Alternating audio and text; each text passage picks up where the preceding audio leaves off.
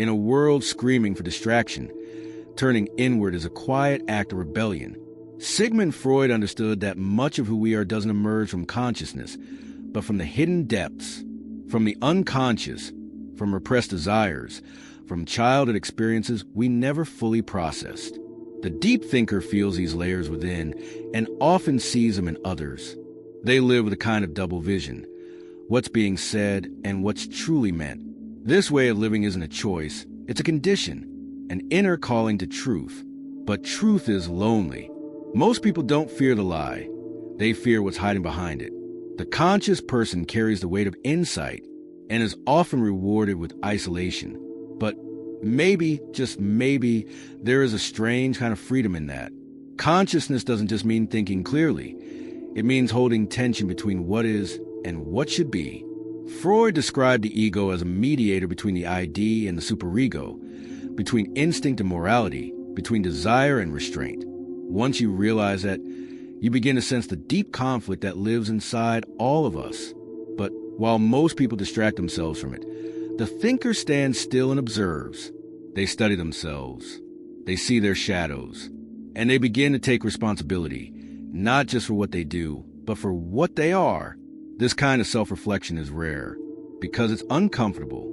It's easier to live in habits and routines behind socially acceptable masks. But the conscious person wants more. They don't want to simply function. They want to understand. They want to feel what is real. And that means not protecting themselves from themselves. This depth brings clarity, but also pain. Because the more you understand yourself, the more you realize how many of your thoughts are not your own. How many of your fears were inherited. How many of your values were shaped, not by truth, but by adaptation. This realization shakes the ego. You lose your sense of certainty, but you gain honesty. Honesty with yourself is rarely comfortable. It means admitting that many of your decisions were not made out of freedom, but out of fear. That much of what we call personality is actually self-protection. Freud might have said, the ego is a master disguise. It defends us, often from ourselves. But once you begin to think deeply, you begin to tear down those disguises. The conscious mind starts asking questions that most people avoid, not because it wants to, but because it has to. What do I really want? Why am I so sensitive to criticism? Why do the same patterns repeat themselves in my life? These questions open doors you can't easily close again. They lead into spaces that are dark, but honest. And with every answer, you lose a bit of comfort, but gain a piece of freedom. Freedom, in Freud's view, wasn't about acting on every impulse. It was about understanding them and transforming them.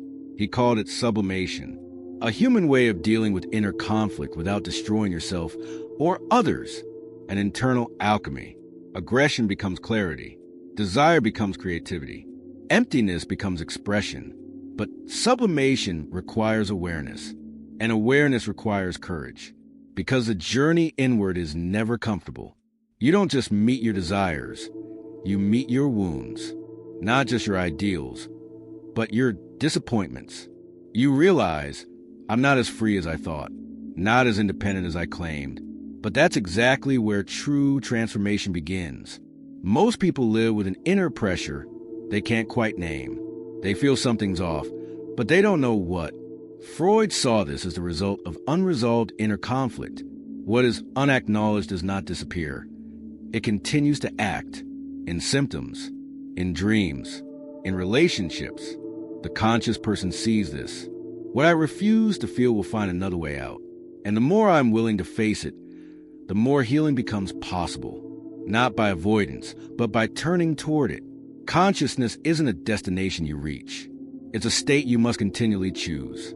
Every new experience, every relationship, every crisis, it all challenges the ego. And again, we stand before the same decision. Will I repress, or will I understand? Repression often feels easier in the moment. It gives us peace, normalcy, social acceptance. But it costs us something far more valuable, connection. Connection to ourselves and to others who seek to live truthfully. Because a person who doesn't know themselves can't truly know others. They only see what their mind allows them to see. and they fiercely protect the image of themselves they need to believe in. The deep thinker begins to understand that many conflicts don't come from the outside, but from the way we interpret the world. Our past speaks through us. Our fears color our vision. Our longing distorts our expectations. That's why real change doesn't start with circumstances. It starts with inner work. Freud emphasized, the unconscious must become conscious, because only what we are aware of can be transformed. But that awareness isolates. Not everyone wants to look inward. Not everyone wants to question themselves. And so a quiet division forms between those who feel and those who flee. The conscious person begins withdrawing from many conversations, not because they don't want to talk, but because they crave depth, because they see how often words are used not to connect, but to hide, how small talk becomes a wall, not a bridge, and still they long for connection, for encounters beyond roles, for a you that doesn't judge but asks, that doesn't label but listens. These moments are rare, but when they happen, they are sacred. They remind us we are not alone in our thoughts, in our depth, in our inner struggle.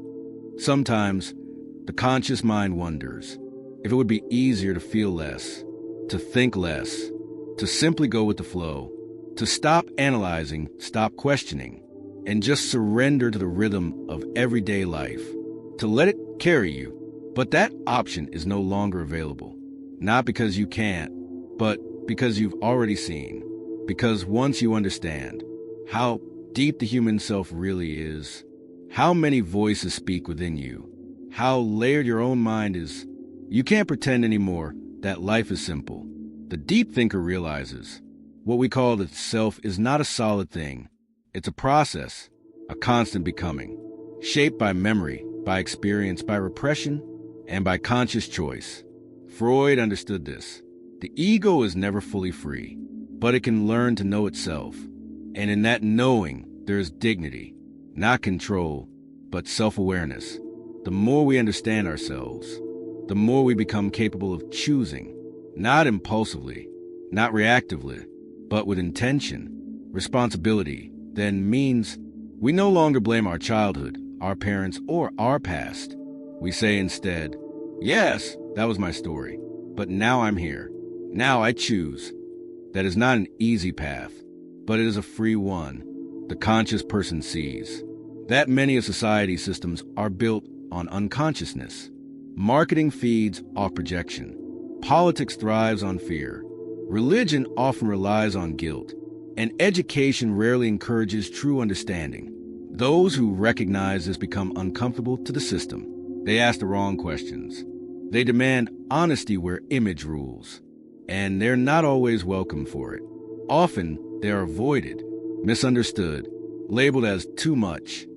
But they stay, not out of defiance, but out of clarity, because they know there is no going back, only going inward and through. The path of the conscious human is not a loud one. It's quiet, unflashy, often invisible, but it leaves traces in thoughts, in moments, in words that stay with others long after they've been spoken. Freud might say, the work you do on yourself is the most honest kind of work there is. No one sees it, but it changes everything. It changes how you love, how you listen, how you make choices, and how you carry your pain. The conscious person knows. Healing doesn't mean never hurting again. It means knowing how to live with the pain, how to give it meaning, or at least a form. Sublimation, perhaps the most noble act of being human. Turning something dark into something valuable, not by ignoring it, but by using it as energy, as inspiration, as truth. So if you sometimes feel like you don't belong, if you sense the world differently, think more deeply, long for meaning in a world that's shallow and loud, you are not broken. You are simply awake. You are not too sensitive, not too complicated, not too intense. You are someone who looks where others look away, who asks where others assume, who feels where others numb. And that is precious, even when it isolates you, even when it silences you, because in that silence there is truth, and in that truth there is dignity. Maybe it's not the easy path, but it is a real one. So keep going. Stay with yourself. Trust your perception. Trust your inner compass. Your hunger for depth, because that's exactly what this world needs. More awareness, more honesty, more humans like you. You are not alone. You are simply rare. And that's not your weakness. It's your strength. Maybe you're not here to fit in. Maybe you're here to remind us of who we really are when we stop repressing and start truly seeing.